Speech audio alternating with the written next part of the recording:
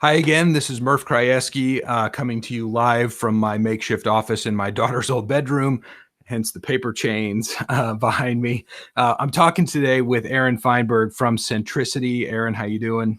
I'm good, thanks, Murph. How are you? Good, good. We're exploring a little bit about the whole work from home phenomenon. We're going to talk just briefly about what it took to get there, what we're learning now, and what we expect to be real in the near future or the new future, I guess.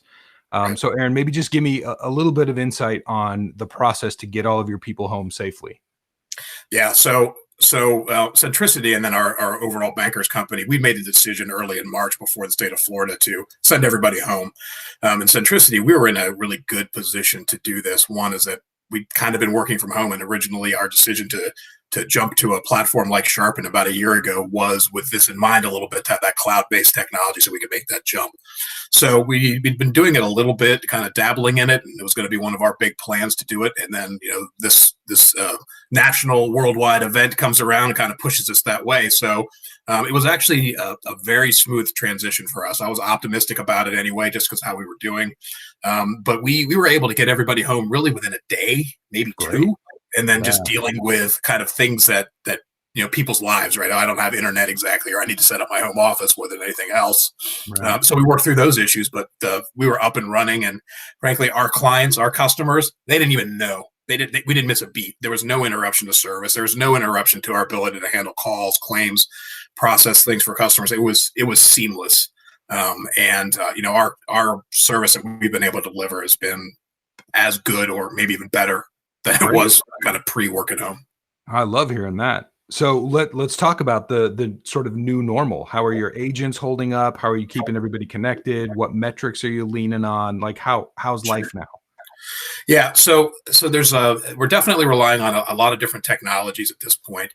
I think the biggest thing for us is making sure that we are really implementing a high touch kind of environment, right? So we're really talking to people. Probably it's funny, as you take for granted this person who's sitting next to you, don't talk to them. Now we're talking to people probably more than we would have, if they were 5 feet away from us. Hmm. There's a lot of video conferencing, a lot of just touch points, chat rooms.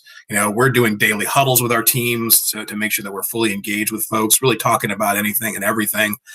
We've stepped up the amount of interaction with their direct leader. We're from that standpoint, we're probably interacting more now than ever, which is great. In terms of how we're managing it, I mean, we're really using the tools that have been available to us within the platform. We're using things like pause codes. We're using service level reports. We're pulling that stuff, close to real time, and putting it in front of our associates on a regular basis and talking about it at least daily, if not more frequently. So we're looking at things like aux codes, right? How do you manage somebody in their home office? Are they getting up and going to the bathroom or sitting on the back porch? What are they doing? Hmm. And you can still manage that stuff because you have those insights with the data, right? So you can see it in real time just by looking at your real time management stuff, your Q views and things like that. And then the next day, you kind of debrief with your pause code reports, your service level reports, handle time information. I mean, all the data is there for you to have that conversation, and we do. I mean, we put it back in front of the associates at this point. Every day, we're sending out performance data to them, and then the supervisor or their leaders reaching out to them and having a conversation. If things are good, fantastic. We go back and say, hey, things are great. If they're not, we talk about it and we resolve. We've had Hmm. just a couple of little things here and there, people getting used to the home world. But I think the biggest thing for people is just how do they develop a routine in their life at this point. So we've Right. kind of stepped past the, oh my God, here we are working at home, to how do we get people adjust to this normal and start talking about, hey, make sure you still have a routine in the morning, that you get up kind of at the same time that you would have. You get dressed, take your shower, get dressed, Hmm. then go into your space and start working, and then take a break when you should take a break, take a lunch when you should take a lunch, take a couple of minutes, go outside. So it's getting people to kind of adapt to that norm, because there is a tendency to sit here and work forever. I know Right. I'm guilty. Yeah. Where the computer's there, you start, oh, I'll just answer an email. That an Yeah. hour later, like, no, I wasn't intending to, but here I am, right? So I think it's helping people to adjust to that, and also we're thinking about how do we really engage employees, right?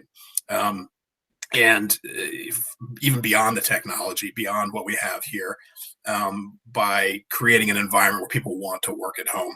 Mm-hmm. And that's really kind of where our future, I think, is headed, right? So I mentioned earlier that we were talking about and kind of planning on eventually we were going to move to a more work at home model, right?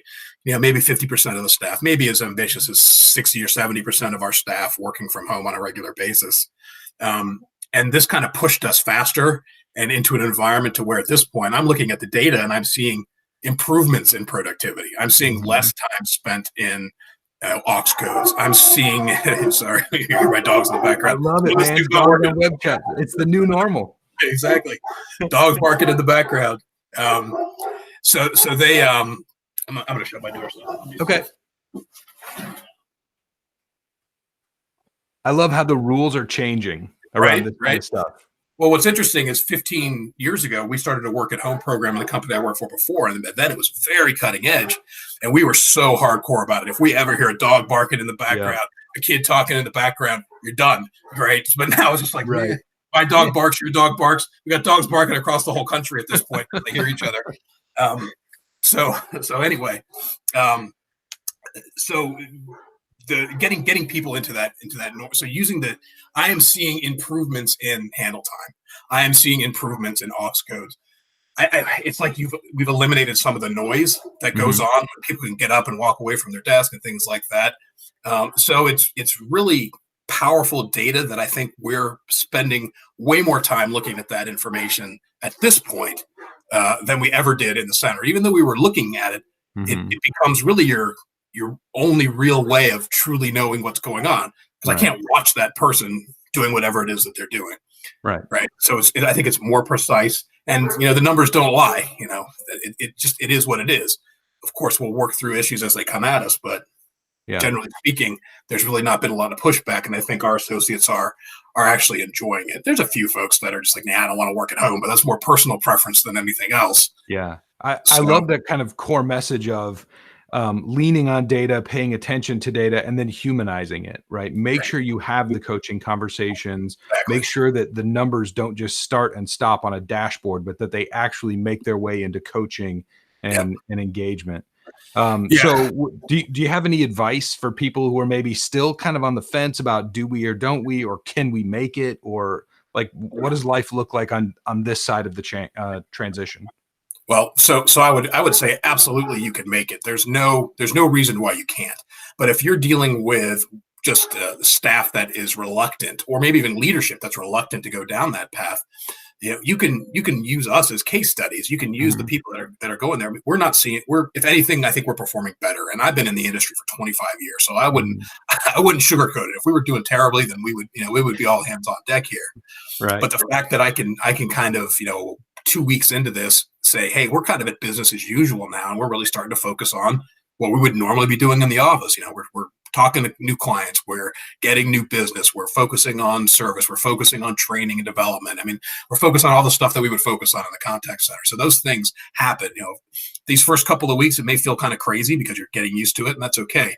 Communication is the advice that I would give to you. You need to be talking to people all day long and make sure that you're really getting what it is that they're feeling, so that you understand where people are at, and you can dig in a little bit. It's more than just the office; it's more than the job. It's like, how do you feel like being at home?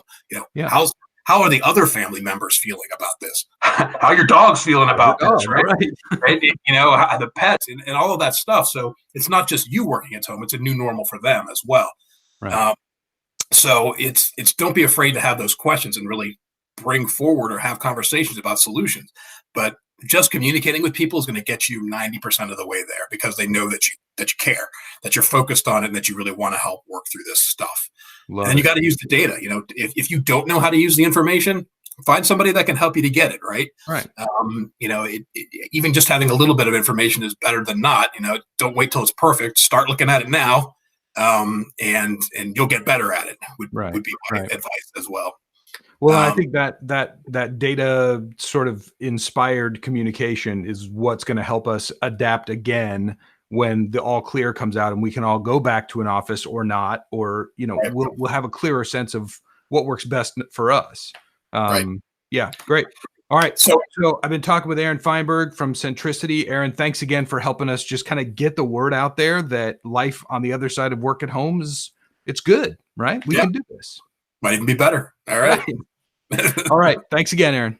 All right. Thanks.